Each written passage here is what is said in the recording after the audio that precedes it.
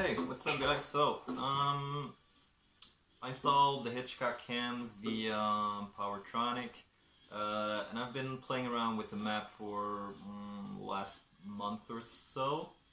And yeah, I got up to a point where I'm pretty happy with it. I don't think I'm gonna go to a dyno tuner anymore to get 1 or 2 horsepower or more out of it, which I probably won't really notice.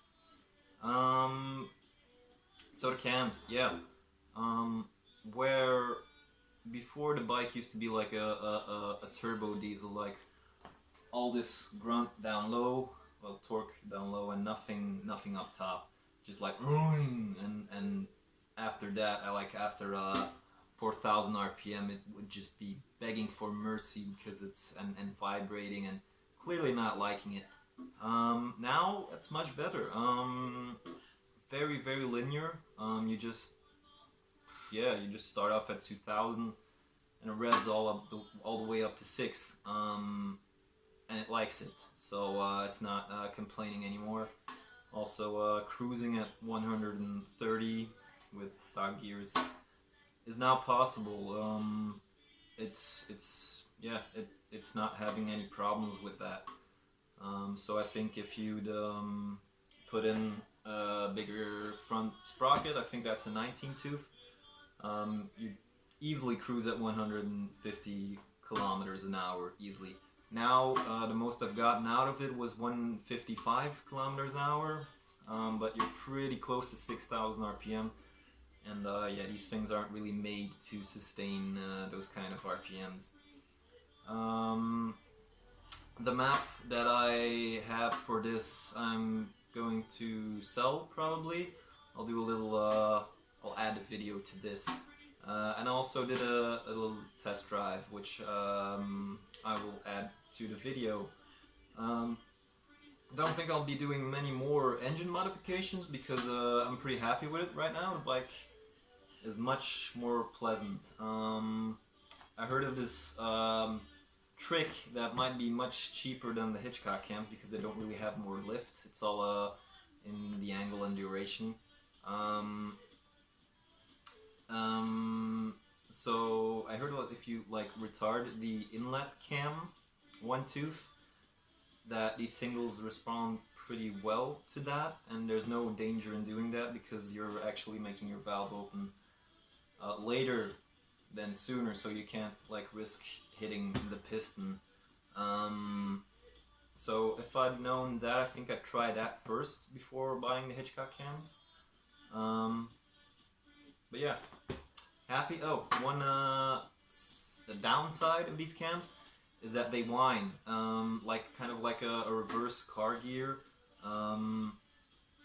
First I thought like, maybe I put the gears too close together, but then another guy I sent the tuning file to had exactly the same problem. So and I also loosened the cams after that just to see if they weren't too tight, and yeah, the sound was the same.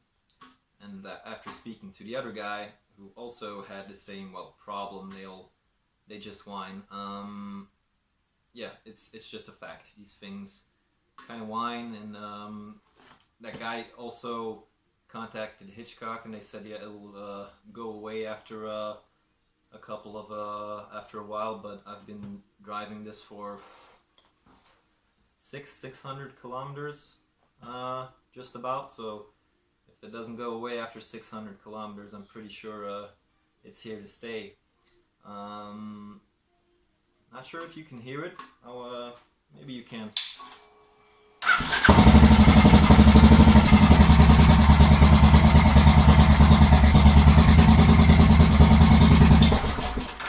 That's like slight whine, which doesn't really bother me, definitely when you compare it to the benefits of the cams. But yeah, you might not like that, so that's a thing you should know. So yeah, I think I'm gonna sell this file for like 15 euros or something. If anyone wants it, you can hit me up on this email. Wait, focus, yeah. Nathan.megank@ hotmail.com. And yeah, so let's say you've installed the cams, you tried to start your bike, it doesn't really work that well, and that's because it's not getting enough air at idle. Yeah, dynamic compression isn't really going to be that good at idle anymore because it's much happier at higher revs now. So what you do is you start the bike, keep it alive, like while starting it, giving a little bit of throttle, keep it alive, undo the tank bolts, put something in between here, make it easy for yourself.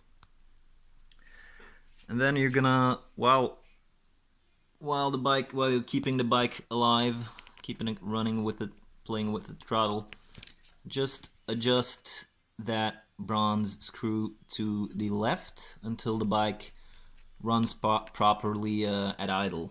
Now, once you've done that and the bike's running well at idle, go for a ride or let it warm up, and then you do it again because you want your bike to idle well when it's warm and not while it's warming up while it's cold. Mine revs at about I think it's like it's cold now. I think it's 1100 when it's cold.